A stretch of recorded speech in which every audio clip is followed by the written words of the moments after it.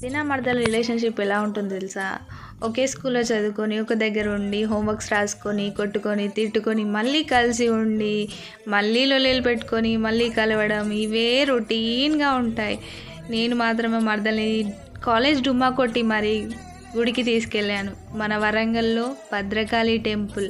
నేను మాత్రం దర్శనం కోసం వెళ్తే తను మాత్రం పులిహోర, ప్రసాదం అంటూ లైన్‌లో వెళ్ళి నిలబడుతుంది. మళ్ళీ తీసుకొచ్చి దర్శనం చేపించుకొని, మళ్ళీ ప్రసాదం తీసుకొని ఇంటికొచ్చేసాం. మీరు మీ మరదల్ని తీసుకొని వెళ్తారా టెంపుల్‌కి? అయితే కామెంట్ చేయండి. Bye bye.